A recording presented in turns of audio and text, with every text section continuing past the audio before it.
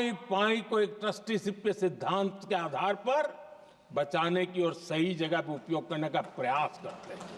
और तब जाकर के स्वच्छता अभियान से कबाड़ बेचकर 2300 करोड़ रुपया देश की सरकार के खजाने में आ रहा है।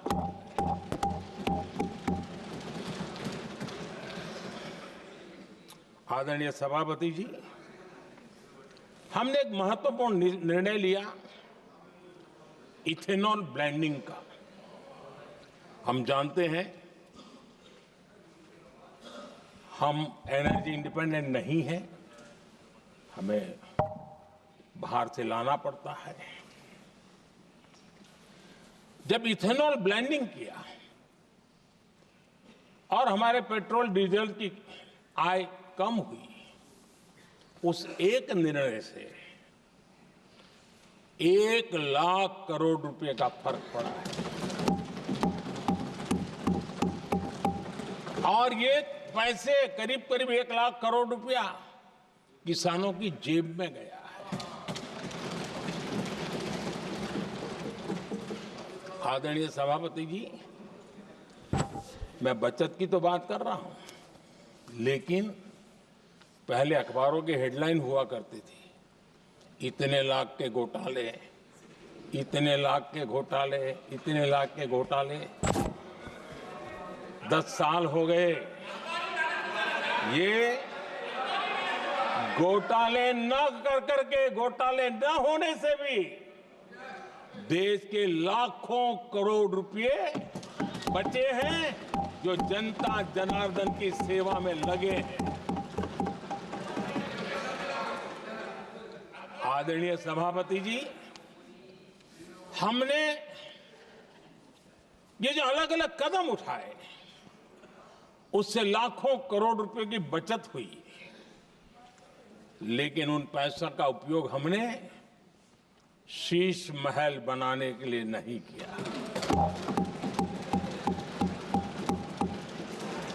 इसका उपयोग हमने देश बनाने के लिए किया है। इंफ्रास्ट्रक्चर का बजट 10 साल पहले 1,80,000 करोड़ था, हमारे आने से पहले। आदरणीय सभापति जी, आज 11 लाख करोड़ रुपया इंफ्रास्ट्रक्चर का बजट है। और इसलिए राष्ट्रपति जी ने भारत की नींव कैसी मजबूत हो रही है, इसका वर्णन इसमें किया है। रोड हो, हाईवे हो, रेलवे हो, ग्राम सड़क हो, इन सभी कामों के लिए विकास की एक मजबूत नींव रखी गई है। आदरणीय सभापति जी, सरकारी खजाने में बचत हुई वो तो एक बात है, और वो करना भी चाहिए, जैसा मैंने ट्रस्टीशिप की बात कही। लेकिन हमने इस बात पर भी ध्यान रखा है कि जन सामान्य के उनको भी बचत का लाभ मिलना चाहिए। योजनाएं ऐसी हो ताकि जनता को भी बचत हो। और आपने देखा होगा, आयुष्मान भारत योजना बीमारी के कारण सामान्य मानवी को जो खर्च होता था, अब तक जिन लोगों ने इसका बेनिफिट लिया है, उसी के हिसाब से मैं कहता हूं कि करीब करीब देशवासियों का आयुष्मान योजना का बेनिफिट लेते के कारण जो खर्चा उनको अपने जेब से करना पड़ता, वैसे 1,20,000 करोड़ रुपया जनता जनार्दन के बचे हैं।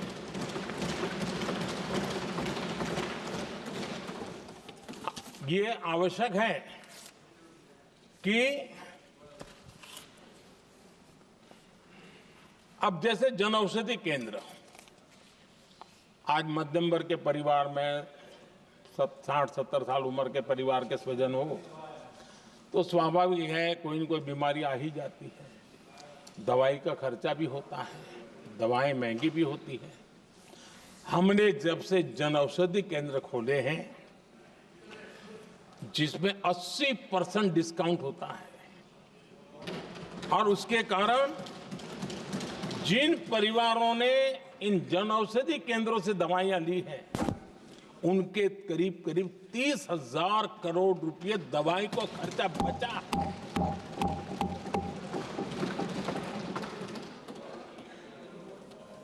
आदरणीय अध्यक्ष जी,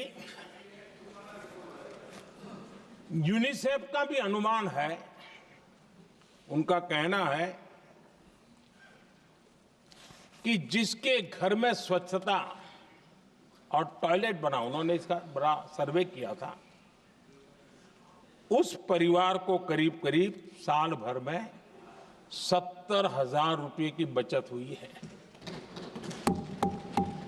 स्वच्छता अभियान कहो, टॉयलेट बनाने का काम कहो, शुद्ध जल पहुंचाने का काम करो, कितना बड़ा फायदा हमारे सामान्य परिवार को हो रहा है। आदरणीय अध्यक्ष जी, नल से जल, मैंने प्रारंभ में उसका उल्लेख किया। WHO की एक रिपोर्ट आई है। WHO का कहना है कि नल से जल शुद्ध पानी मिलने के कारण उन परिवारों में जो अन्य बीमारियों के खर्चे होते थे, औसत 40,000 रुपया परिवार का बचा है।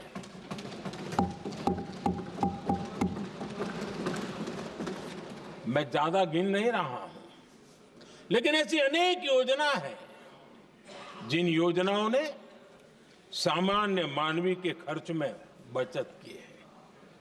आदरणीय सभापति जी, करोड़ों देशवासियों को मुफ्त अनाज, उसके भी उस परिवार के हजारों रुपये बचते हैं। PM सूर्यघर मुफ्त बिजली योजना, जहां जहां ये योजना लागू हुई है, इन परिवारों को औसतन साल भर के 25 से 30,000 रुपये बिजली की बचत हो, पैसों में बचत हो रही है, खर्च में बचत हो रही है। और अगर ज्यादा बिजली है तो बेच करके कमाई कर रहा है वो अलग, यानी सामान्य मानवीय की बचत भी।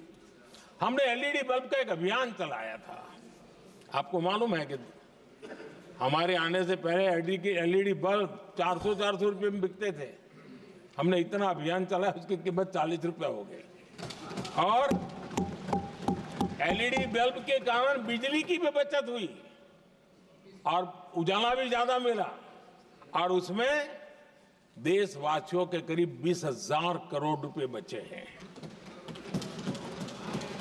आदरणीय सभापति जी, जिन किसानों ने सॉइल हेल्थ कार्ड का वैज्ञानिक तरीके से उपयोग किया है, उनको बहुत फायदा हुआ है, और ऐसे किसानों को प्रति एकड़ 30,000 रुपए की बचत हुई है।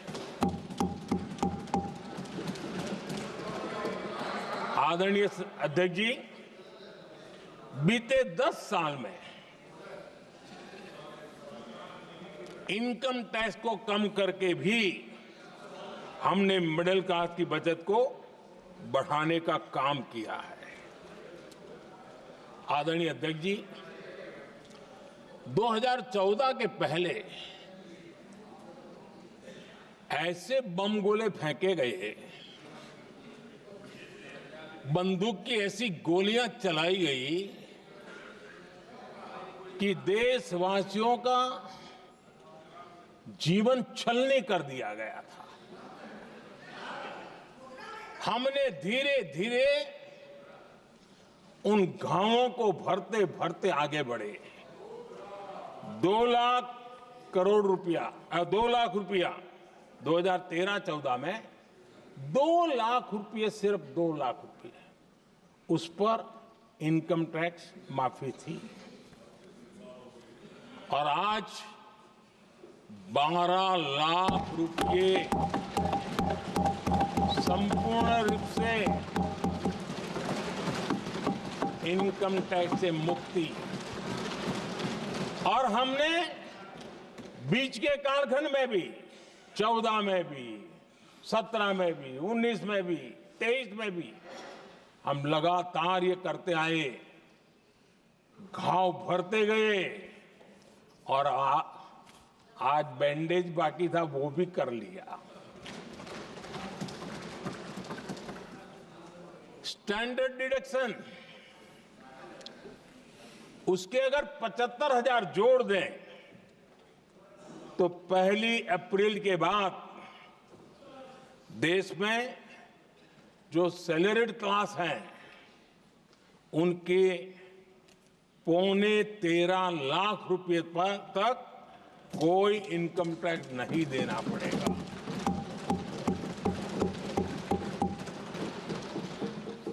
आदरणीय सभापति जी, आप जिस समय युवा मोर्चा में काम करते थे तब एक बात आप सुनते होंगे, पढ़ते भी होंगे, एक प्रधानमंत्री आए दिन 21वीं सदी बोला करते थे। एक प्रकार से रट गया था, तकिया कलाम जैसा हो गया था, तो बोलते थे 21वीं सदी। जब इतनी बार बोला जाता था तो उस समय टाइम्स ऑफ इंडिया में आर.के. लक्ष्मण ने एक बड़ा शानदार कार्टून बनाया था। वो कार्टून बड़ा इंटरेस्टिंग था। उस कार्टून में एक हवाई जहाज है, एक पायलट है। अब उन्होंने पायलट क्यों पसंद किया वो तो मुझे मालूम नहीं। कुछ पैसेंजर बैठे थे और हवाई जहाज एक ठेले पे रखा हुआ था और मजदूर ठेले को धक्का मार रहे थे और 21वीं सदी लिखा हुआ था। वो कार्टून उस समय तो मजाक लग रहा था, लेकिन आगे चल करके वो सच सिद्ध हो गया। आदरणीय अध्यक्ष जी, ये कटाक्ष था जमीनी सच्चाई से। तब के प्रधानमंत्री कितने कटे उठे थे और हवाई बातों में लगे हुए थे, इसका वो जीता जागता प्रदर्शन करने वाला कार्टून है।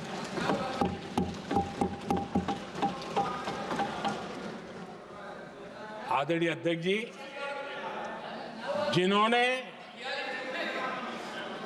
तब 21वीं सदी की बातें की थी, वो 20वीं सदी की जरूरतों को भी पूरा कर नहीं पाए थे। आदरणीय अध्यक्ष जी, आज जब मैं देखता हूं, पिछले 10 साल से सारी बीतों को बारीकी से देखने का अवसर मिला है, तो मुझे बड़ा दर्द होता है। हम 40-50 साल लेट हैं, जो काम 40-50 साल पहले हो जाने चाहिए थे। और इसलिए ये साल जब 2014 से देश की जनता ने हमको सेवा का अवसर दिया, हमने ज्यादा से ज्यादा युवाओं पर फोकस किया। हमें युवाओं की आकांक्षाओं पर बल दिया। हमने युवाओं के लिए ज्यादा अवसर बनाए। हमने कई क्षेत्रों को खोल दिया और जिसके कारण हम देख रहे हैं देश के युवा अपने सामर्थ्य का परचम लहरा रहे हैं। देश में हमने स्पेस सेक्टर को खोल दिया, डिफेंस सेक्टर को खोला, सेमीकंडक्टर मिशन लेकर के आए, इनोवेशन को बढ़ावा देने के लिए अनेक नई योजनाओं को हमने आकार दिया।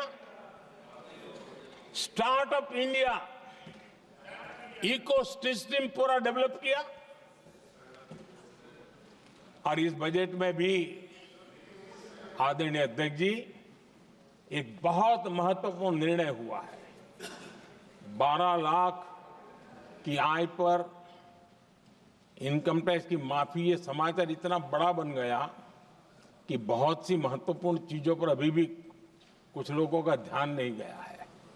वो महत्वपूर्ण निर्णय हुआ है। हमने न्यूक्लियर एनर्जी सेक्टर को ओपन कर दिया और इसके दूरगामी सकारात्मक प्रभाव और परिणाम देश को देखने के लिए मिलने वाले हैं। आदरणीय अध्यक्ष जी, AI, 3D printing, robotics, virtual reality की चर्चा हम तो गेमिंग का भी महात्मा क्या होता है इसके लिए भी प्रयास करने वाले लोगों में से। मैंने देश के नौजवानों से कहा है कि दुनिया का गेमिंग क्रिएशन का, क्रिएटिविटी वर्ल्ड का कैपिटल भारत क्यों न बने। और मैं देख रहा हूं बहुत तेजी से हमारे लोग काम कर रहे हैं।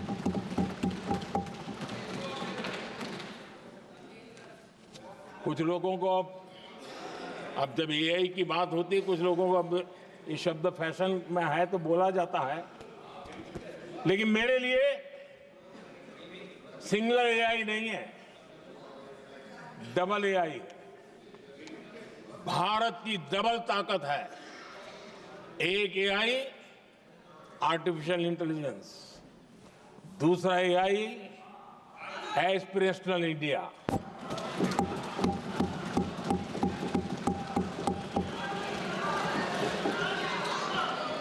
हमने स्कूलों में 10,000 टिंकरिंग लैब्स शुरू किए और आज उन टिंकरिंग लैब से निकले बच्चे रोबोटिक्स बना करके लोगों को चकित कर रहे हैं। और इस बजट में 50,000 नए टिंकरिंग लैब्स उसका प्रावधान किया गया। भारत वो देश है जिसके इंडिया एआई मिशन को लेकर के पूरी दुनिया बहुत आशावादी है और विश्व के एआई प्लेटफॉर्म में भारत की मौजूदगी एक महत्वपूर्ण स्थान प्राप्त कर चुकी है। आदरणीय अध्यक्ष जी, इस साल बजट में हमने डीप टेक के डोमेन को में इन्वेस्टमेंट की बात की है और डीप टेक मैं समझता हूं हमारे लिए तेज गति से आगे बढ़ने के लिए और 21वीं सदी पूरी तरह टेक्नोलॉजी ड्रिवन सेंचुरी है। ऐसे में हमारे लिए आवश्यक है कि भारत डीप टेक के क्षेत्र में बहुत तेजी से आगे बढ़े। आदरणीय अध्यक्ष जी, हम लगातार युवा भविष्य को ध्यान में रखते हुए काम कर रहे हैं, लेकिन कुछ दल हैं जो लगातार युवाओं के साथ धोखा कर रहे हैं, उन्हें धोखा दे रहे हैं। ये दल चुनाव के दरमियान ये भत्ता देंगे, वो भत्ता देंगे, वादा तो करते हैं लेकिन पूरा नहीं करते हैं। ये दल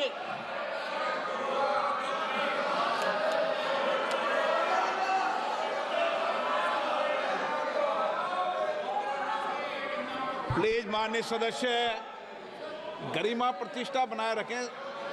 भारत की संसद में आप प्लीज बैठे बैठे टिप्पणी नहीं करें और नए माननीय सदस्य बैठे बैठे टिप्पणी कर रहे हैं। आदरणीय अध्यक्ष जी, ये दल युवाओं के भविष्य पर आपदा बनकर गिरे हुए हैं।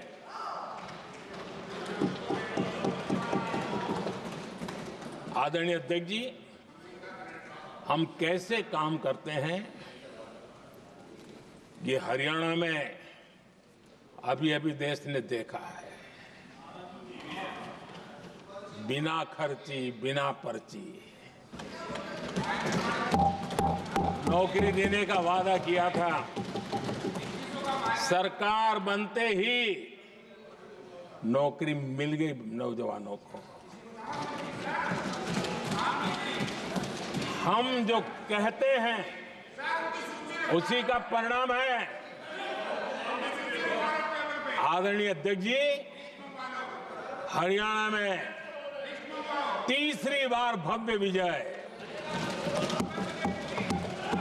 और हरियाणा में के इतिहास में तीसरी बार विजय, ये अपने आप में ऐतिहासिक घटना है। आदरणीय अध्यक्ष जी, महाराष्ट्र में भी ऐतिहासिक परिणाम, जनता जनार्दन के आशीर्वाद। महाराष्ट्र के इतिहास में सत्ता पक्ष के पास इतनी सीटें पहली बार, ये जनता जनार्दन के आशीर्वाद से हम करके आए हैं।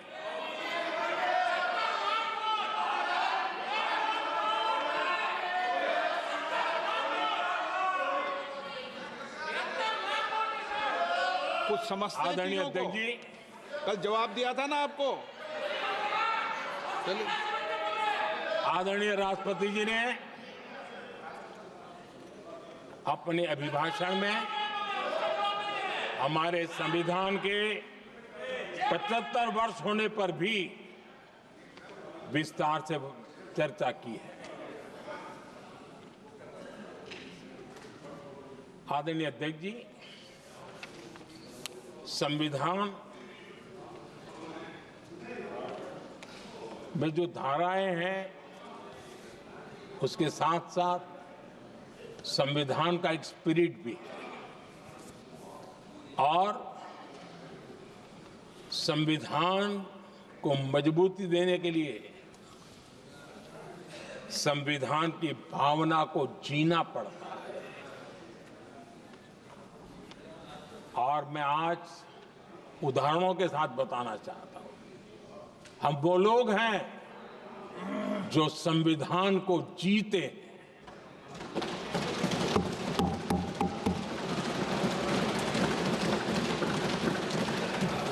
आदरणीय अध्यक्ष महोदय, हमारे यहां ये बात सही है, परंपरा है कि राष्ट्रपति जी जब उद्बोधन करते हैं तो उस सरकार के उस साल के कार्यकाल का ब्यौरा देते हैं।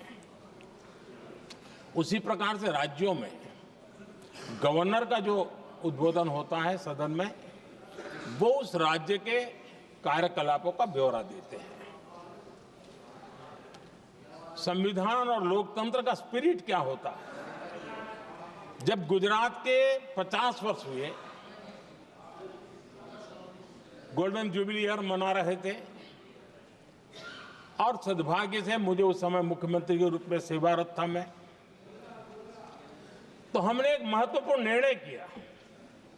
हमने किया इस गोल्डन जुबली ईयर में पिछले 50 वर्ष में सदन में जितने भी गवर्नर के भाषण हुए, मतलब उस समय की सरकारों का ही वाहवाही उसमें होती है, हमने कहा कि उन 50 साल में जितने भी गवर्नर के भाषण हुए हैं सबको ही एक पुस्तक के रूप में तैयार किया जाए, ग्रंथ बनाया जाए और आज सभी लाइब्रेरीज में वो ग्रंथ अवेलेबल है।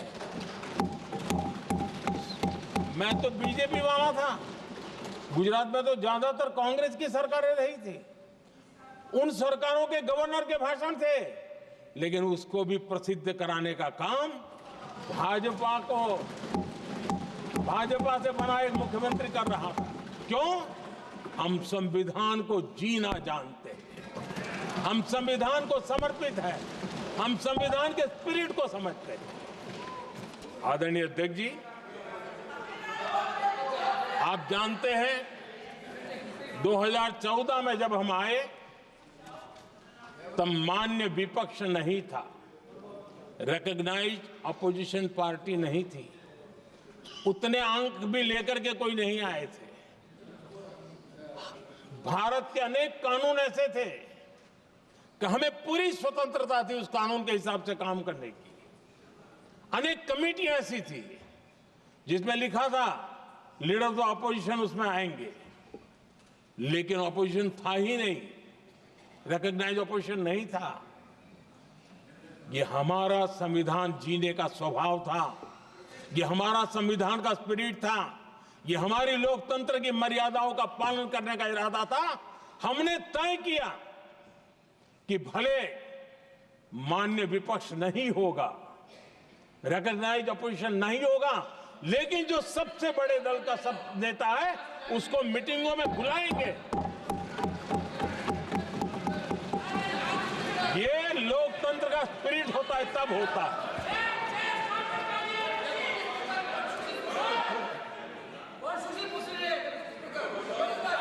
चुनाव आयोग की कमेटियां, आदरणीय अध्यक्ष जी, पहले तो प्रधानमंत्री फाइल करके निकालते थे।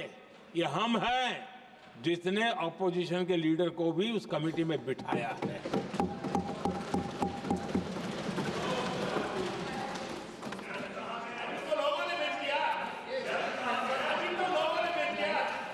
और हमने इसके लिए कानून भी बनाया और आज विधिवत रूप से इलेक्शन कमीशन बनेगा तो अपोजिशन लीडर भी उसके निर्णय की प्रक्रिया में हिस्सा होंगे।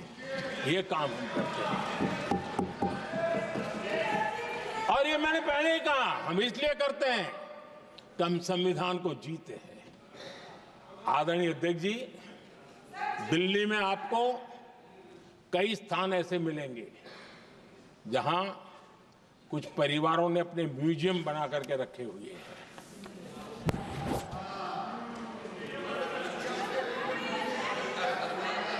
जनता जनार्दन के पैसों से काम हो रहा है।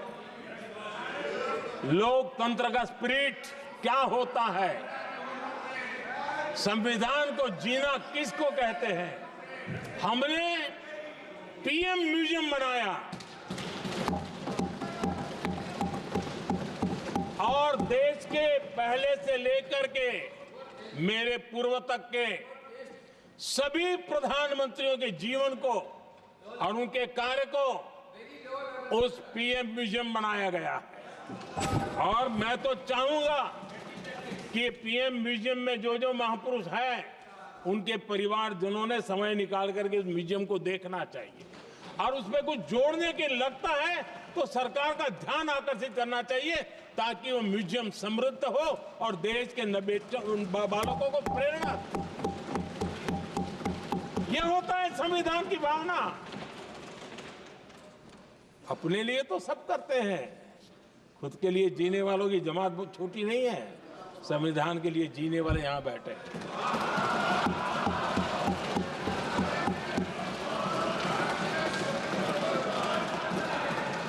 आदरणीय अध्यक्ष जी, जब सत्ता सेवा बन जाए तो राष्ट्र निर्माण होता है। जब सत्ता को विरासत बना दिया जाए तब लोकतंत्र खत्म हो जाता है।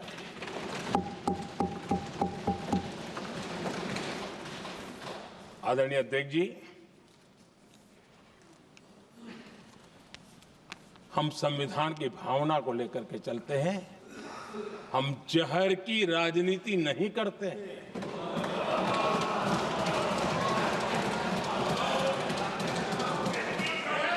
हम देश की एकता को सर्वोपरि रखते हैं और इसलिए सरदार वल्लभ भाई पटेल का दुनिया का सबसे ऊंचा स्टैच्यू बनाते हैं और स्टैच्यू ऑफ यूनिटी देश को जोड़ने का जिस महापुरुष ने काम किया उसका हम स्मरण करते हैं। और वो भाजपा के नहीं थे, वो जनसंघ के नहीं थे। हम संविधान को जीते हैं, इसलिए इस सोच से आगे बढ़ते हैं।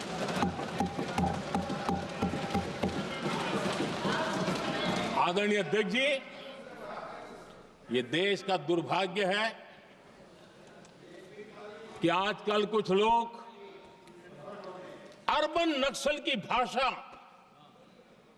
खुलेआम बोल रहे हैं।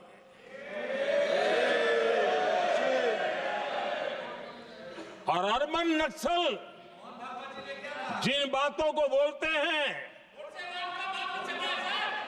इंडियन स्टेट के सामने मोर्चा लेना, ये अर्बन नक्सल की भाषा बोलने वाले, इंडियन स्टेट के खिलाफ लड़ाई की घोषणा करने वाले न संविधान को समझ सकते हैं, न देश की एकता को समझ सकते हैं।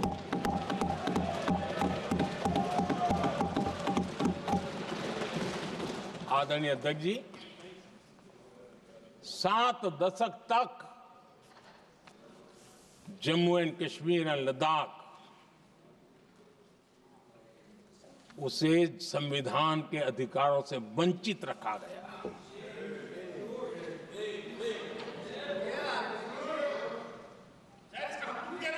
यह संविधान के साथ भी अन्याय था और जम्मू कश्मीर और लद्दाख के लोगों के साथ भी अन्याय था। हमने आर्टिकल 370 की दीवार गिरा दी।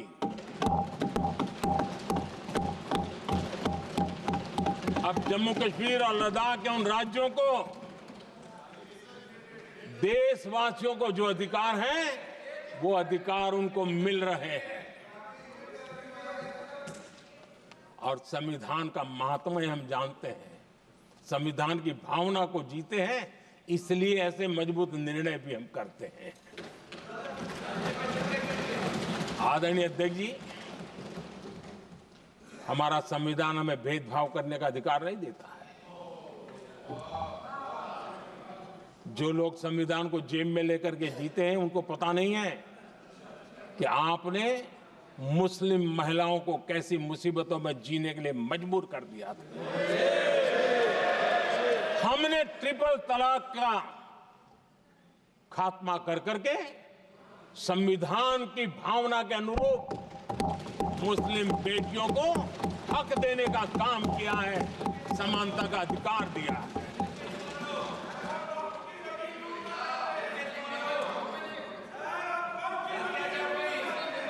जब भी देश में एनडीए की सरकार रही है, हमने एक लंबे विजन के साथ काम किया है। पता नहीं देश को बांटने के लिए किस किस प्रकार की भाषाओं का प्रयोग किया जा रहा है। हताशा, निराशा पता नहीं उनको कहां तक ले जाएगी, लेकिन हमारी सोच कैसी है, एनडीए के साथी मिलकर के किस दिशा में सोचते हैं।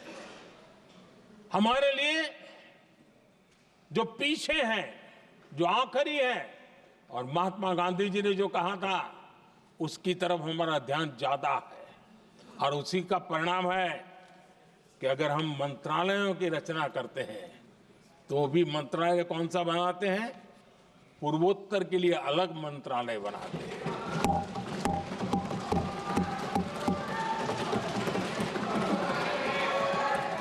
हम देश में इतने साल हो गए, अटल जी आए तब तक किसी को समझ नहीं आया था।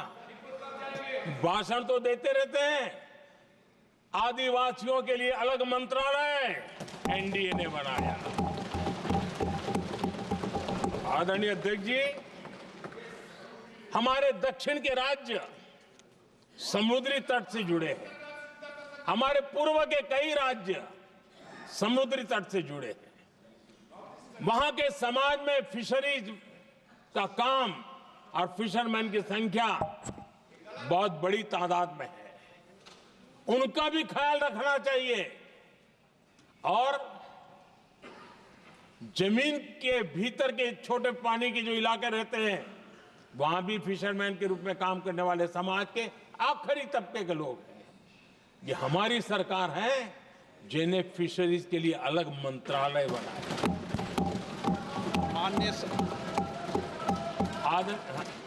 माननीय सदस्यों, अगर सभा की सहमति हो तो सभा की कार्रवाई इस विषय की समाप्ति तक बढ़ा दी जाए।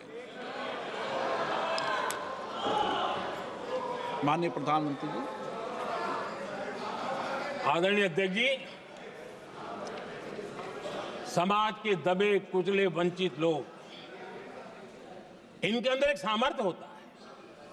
अगर स्किल डेवलपमेंट पर बल दिया जाए तो उनके लिए नए अवसर बन सकते हैं, उनकी आशा आकांक्षा अनुरूप जिंदगी बना सकते हैं। और इसलिए हमने अलग स्किल मंत्रालय बनाया। आदरणीय अध्यक्ष जी,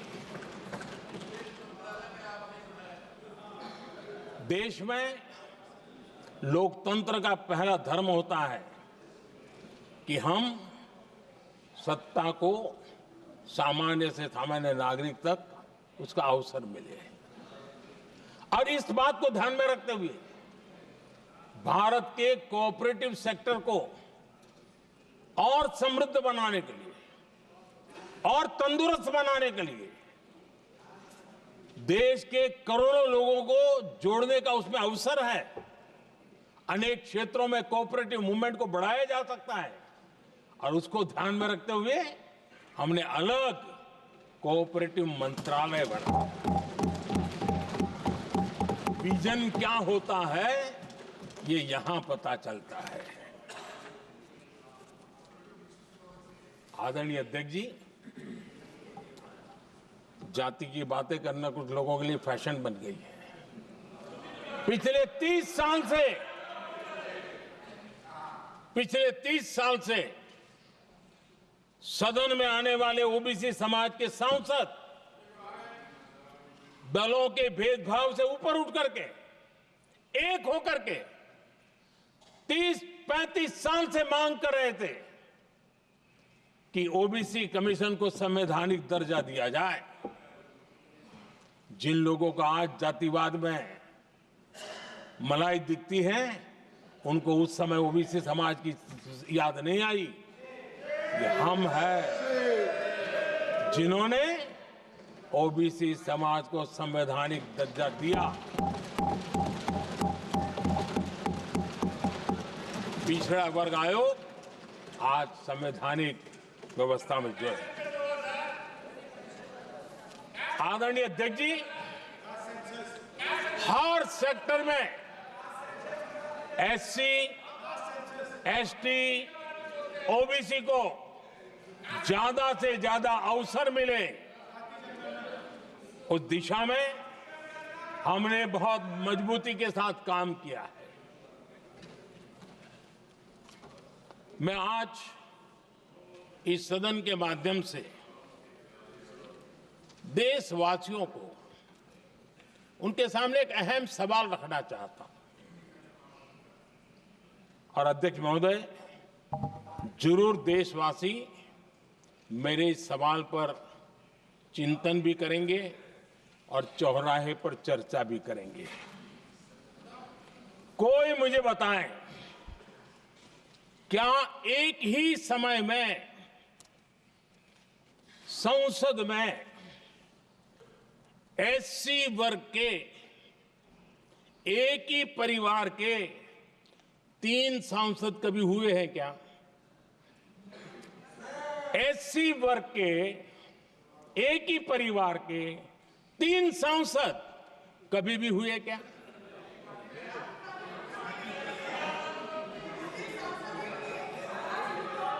मैं दूसरा सवाल पूछता हूं, कोई मुझे बताए कि एक ही कालखंड में, एक ही समय में संसद में एसटी वर्ग के एक ही परिवार के 3 एमपी हुए हैं क्या?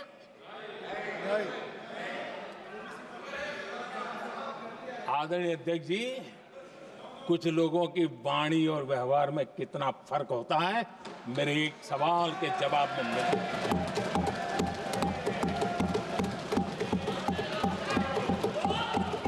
जमीन आसमान का अंतर होता है, रात दिन का अंतर होता है।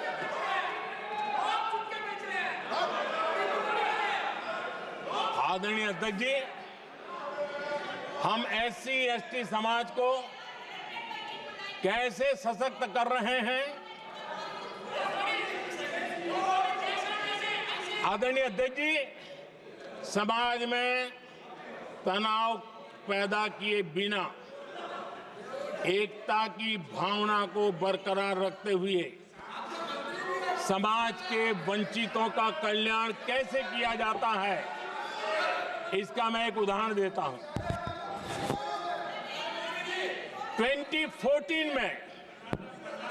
2014 में 2014 से पहले हमारे देश में मेडिकल कॉलेजों की संख्या 387 थी। 2014 के पहले मेडिकल कॉलेज की संख्या 387 थी। आज 780 मेडिकल कॉलेज हैं।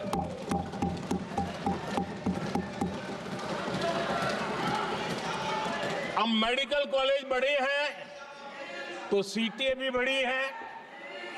ये बहुत महत्वपूर्ण एंगल है आदरणीय अध्यक्ष जी,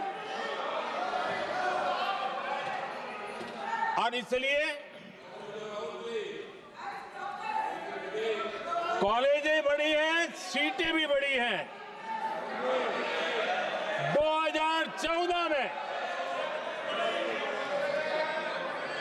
2014 में हमारे देश में एससी छात्रों की 2014 से पहले हमारे देश में एससी छात्रों की एमबीबीएस की सीट 7,700 थी। हमारे आने से पहले दलित समाज के हमारे 7,700 युवा डॉक्टर बनने की संभावना थी। 10 साल हमने काम किया, आज संख्या बढ़कर एससी समाज के 17,000 एमबीबीएस डॉक्टर की व्यवस्था की है। कहां 7,700 और कहां 17,000? अगर दलित समाज का कोई कल्याण का और समाज में तनाव लाए बिना एक दूसरे के सम्मान को बढ़ाते हुए, आदरणीय अध्यक्ष जी, 2014 के पहले एसटी छात्रों के लिए एमबीबीएस की सीटें 3,800 थी। आज ये संख्या बढ़कर लगभग 9,000 हो गई है।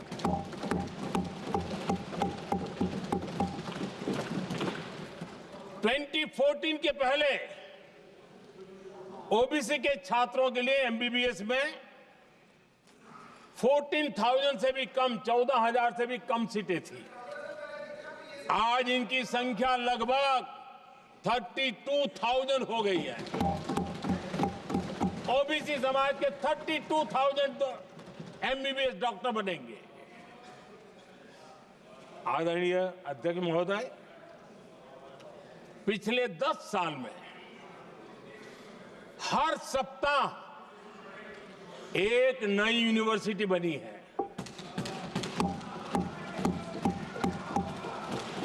हर दिन एक नई आईटीआई बनी है।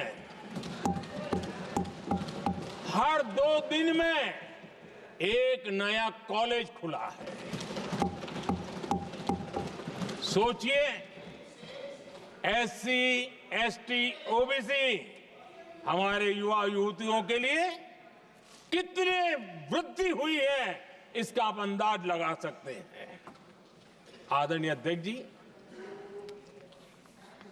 हम हर योजना के पीछे लगे हैं 100% सिचुएशन, 100% उसको लागू करें। उसके जो भी लाभार्थी हैं वो उसमें छूट न जाए, उस दिशा में हम काम कर रहे हैं। पहले, ताकि हम चाहते हैं कि जिसका हक है उसको मिलना चाहिए। अगर योजना है, उसका हक है, तो उस तक पहुंचना चाहिए। 1 रुपया और 15 पैसा वाला खेल नहीं चल सकता। लेकिन कुछ लोगों ने क्या किया, मॉडल ही ऐसा बनाया कि कुछ ही लोगों को दो, औरों को तड़पाओ और तुष्टीकरण की राजनीति करो। देश विकसित भारत बनाने के लिए तुष्टीकरण से मुक्ति पानी होगी। हमने रास्ता चुना है संतुष्टीकरण, तुष्टीकरण नहीं, संतुष्टीकरण। और उस रास्ते पर हम चले हैं। हर समाज, हर वर्ग के लोगों को बिना भेदभाव के जो उसके हक का है वो उसको मिलना चाहिए। ये है संतुष्टीकरण। और मेरे हिसाब से जब मैं 100% सैचुरेशन की बात करता हूं तो उसका मतलब होता है एक असल में सामाजिक न्याय है, ये असल में सेकुलरिज्म है और असल में ये संविधान का सम्मान है। आदरणीय अध्यक्ष जी, संविधान की भावना है सबको बेहतर स्वास्थ्य मिले, और आज कैंसर डे भी है। देश भर में और दुनिया भर में आज हेल्थ को लेकर के काफी चर्चा भी हो रही है। लेकिन कुछ लोग हैं जो गरीब को, बुजुर्गों को आरोग्य की सेवाएं देने मिले उसमें अड़ंगे डाल रहे हैं, और वो भी अपने राजनीतिक स्वार्थ के कारण। आज आयुष्मान से देश के 30,000 अस्पताल जुड़े हैं और अच्छे स्पेशलाइज्ड प्राइवेट अस्पताल जुड़े हैं जहां आयुष्मान कार्ड वाले को मुफ्त इलाज मिलता है। लेकिन कुछ राजनीतिक दलों ने अपने संकुचित मानस के कारण, कुनीतियों के कारण गरीबों के लिए इन अस्पतालों के दरवाजे बंद करके रखे हुए हैं, और इसका नुकसान कैंसर के मरीजों को उठाना पड़ा है। पिछले दिनों पब्लिक हेल्थ जर्नल लैंसेट की स्टडी आई है। उसका कहना है कि आयुष्मान योजना से समय पर कैंसर का इलाज शुरू हो रहा है। सरकार कैंसर की जांच कराने के संबंध में बहुत ही गंभीर है, क्योंकि जितना जल्दी जांच हो, जितना जल्दी ट्रीटमेंट शुरू हो, हम कैंसर पेशेंट को बचा सकते हैं। और लैंसेट ने आयुष्मान योजना को क्रेडिट देते हुए कहा है कि भारत में इस दिशा में बहुत बड़ा काम हुआ है। आदरणीय अध्यक्ष जी, इस बजट में भी हमने कैंसर की दवाइयों को सस्ते करने की दिशा में बहुत बड़ा महत्वपूर्ण कदम उठाया। इतना ही नहीं, एक महत्वपूर्ण जो निर्णय लिया है वो आने वाले दिनों में, और जब आज कैंसर डे है तो मैं जरूर कहना चाहूंगा सभी माननीय सांसद इसका लाभ ले सकते हैं अपने इलाके के ऐसे मरीजों के लिए। और वो है मरीजों को, आप जानते हैं अस्पताल उतने नहीं होने के कारण भी काफी दिक्कत रहती है बाहर से आने वाले पेशेंट को। 200 डे केयर सेंटर बनाने का निर्णय इस बजट में किया गया। ये डे केयर सेंटर पेशेंट को भी, उसके परिवार को भी बहुत बड़ी राहत देने वाला काम करेगा। आदरणीय अध्यक्ष महोदय जी, राष्ट्रपति जी के भाषण की चर्चा के समय यहां विदेश नीति की भी चर्चा हुई, और कुछ लोगों को लगता है जब तक फॉरेन पॉलिसी नहीं बोलते तब तक वो मैच्योर नहीं लगते, इसलिए उनको लगता है फॉरेन पॉलिसी तो बोलना चाहिए फिर भले ही देश का नुकसान हो जाए। मैं ऐसे लोगों को जरा कहना चाहता हूं, अगर उन्हें सच में फॉरेन पॉलिसी सब्जेक्ट में रुचि है, और फॉरेन पॉलिसी को समझना है और आगे जाकर के कुछ करना भी है, ये मैं शशि जी के लिए नहीं कह रहा हूं तो मैं ऐसे लोगों को कहूंगा, एक किताब जरूर पढ़ें। हो सकता है उनको बहुत फिर कहाँ क्या बोलना उतनी समझ हो जाएगी। वो किताब का नाम है JF case forgotten crisis. JF Kennedy की बात है। JF केस फॉरगॉटन क्राइसिस नाम की किताब है। ये किताब एक प्रसिद्ध फॉरेन पॉलिसी स्कॉलर ने लिखी है और इसमें महत्वपूर्ण घटनाओं का जिक्र है। इस किताब में भारत के पहले प्रधानमंत्री और वो विदेश नीति को भी नेतृत्व करते थे।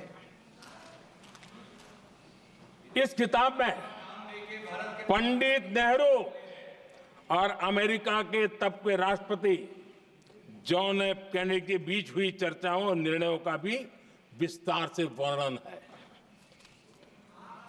जब देश ढेर सारी चुनौतियों का सामना कर रहा था, तब विदेश नीति के नाम पर क्या खेल हो रहा था, उस किताब के माध्यम से सामने आ रहा है। और इसलिए मैं कहूंगा कि जरा ये किताब पढ़िए। आदरणीय अध्यक्ष जी, गोरा है, गोरा है, गोरा है, अब मत बोलो।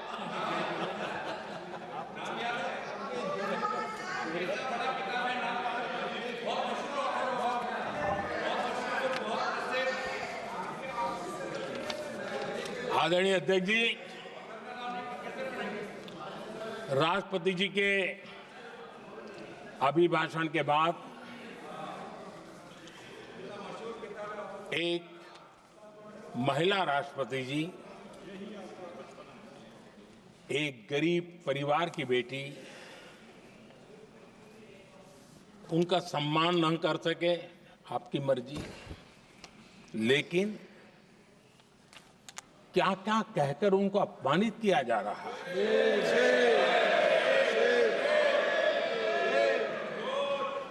मैं राजनीतिक हताशा निराशा समझ सकता हूं, लेकिन एक राष्ट्रपति के खिलाफ क्या कारण है? क्या कारण है?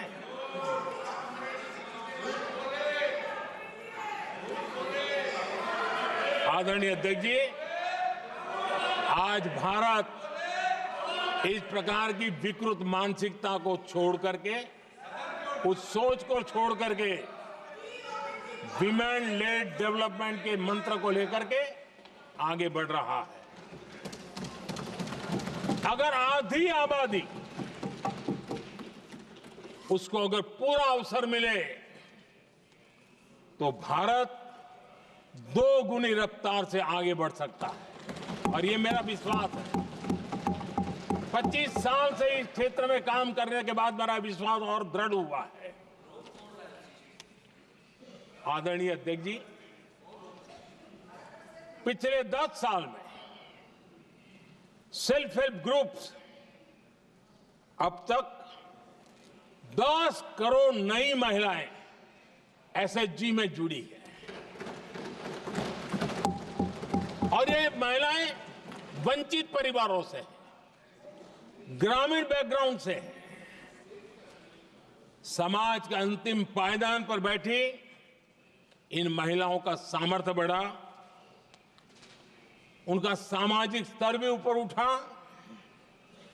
और सरकार ने इनकी मदद 20 लाख रुपए तक बढ़ा दी है, ताकि वो इस काम को आगे बढ़ा सके। उनकी कार्यक्षमता बढ़े, उसका स्केल बढ़े, उस दिशा में हम प्रयास कर रहे हैं, और उसका आज ग्रामीण अर्थव्यवस्था पर बहुत ही सकारात्मक प्रभाव हो रहा है। आदरणीय अध्यक्ष जी, राष्ट्रपति जी ने अपने अभिभाषण में लखपति दीदी अभियान की चर्चा की है। हमारी नई सरकार तीसरी बार बनने के बाद अब तक जो जानकारियां रजिस्टर हुई है उस हिसाब से 50 लाख से ज्यादा लखपति दीदी की जानकारी हम तक पहुंची है। और जब से मैंने इस योजना को आगे बढ़ाया है अब तक करीब करीब 1.25 करोड़ महिलाएं लखपति दीदी बनी हैं। और हमारा लक्ष्य है कि हम 3 करोड़ महिलाओं को लखपति दीदी बनाएंगे और इसके लिए आर्थिक कार्यक्रमों का बल दिया जाएगा। आदरणीय अध्यक्ष जी, आज देश के अनेक गांवों में ड्रोन दीदी की चर्चा हो रही है। एक मनोवैज्ञानिक परिवर्तन गांवों में आया है। महिला के हाथ में ड्रोन चलाते हुए देख के गांव के लोगों का महिला के प्रति देखने का नजरिया बदल रहा है। और आज नमो ड्रोन दीदी खेतों में काम कर करके लाखों रुपया कमाने लगी हैं।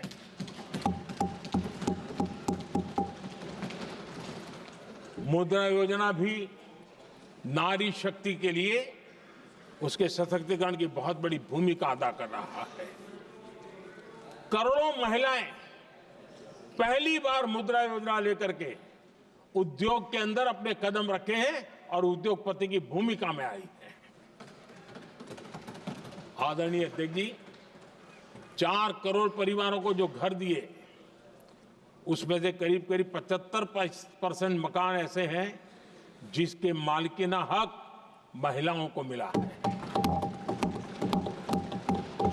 आदरणीय अध्यक्ष जी, ये बदलाव 21वीं सदी के सशक्त भारत की नींव रख रहा है।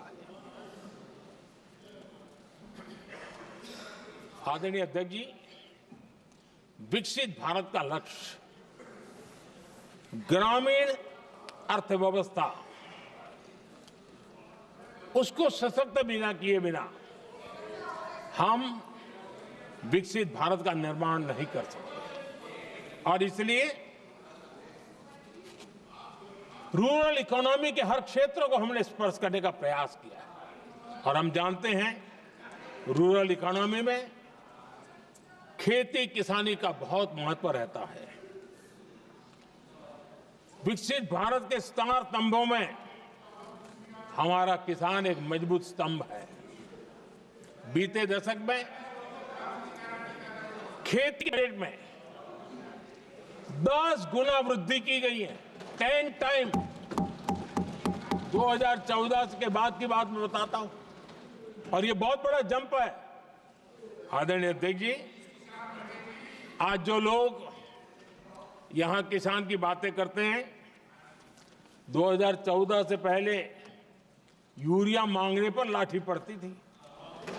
रात रात कतारों में खड़ा रहना पड़ता था। और वो जमाना था जब खाद किसानों के नाम पर निकलती थी लेकिन खेत में नहीं पहुंचती थी, कहीं और ही काले बाजारी में, और 1 रुपया 15 पैसा वाला हाथ की सफाई का खेल चलता था। आज किसान को पर्याप्त खाद मिल रही है।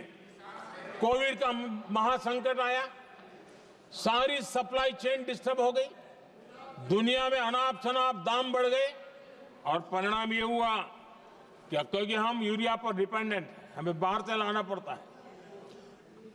आज भारत सरकार को जो बोरा यूरिया का 3000 रुपए में पड़ता है, सरकार ने वो झेला और किसान को 300 से भी कम कीमत पर दिया है। 300 रुपए से कम। किसान को ज्यादा से ज्यादा फायदा हो, इसके लिए लगातार हम काम कर रहे हैं। आदरणीय अध्यक्ष जी, किसानों को सस्ती खाद मिले, इस एक काम के लिए पिछले 10 साल में 12 लाख करोड़ रुपया खर्च किया गया है।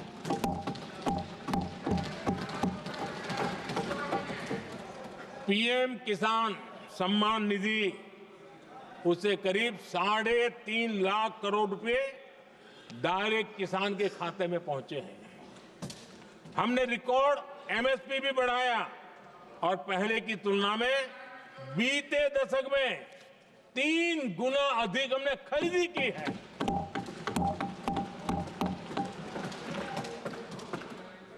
किसान को ऋण मिले, आसान ऋण मिले, सस्ता ऋण मिले, उसमें भी 3 गुना वृद्धि की गई है। पहले प्राकृतिक आपदा में किसान को अपने हाल पर छोड़ दिया जाता था। हमारे सेवा काल के दौरान पीएम फसल बीमा के तहत 2 लाख करोड़ रुपए किसानों को मिले हैं। आदरणीय अध्यक्ष महोदय, सिंचाई के लिए बीते दशक में अभूतपूर्व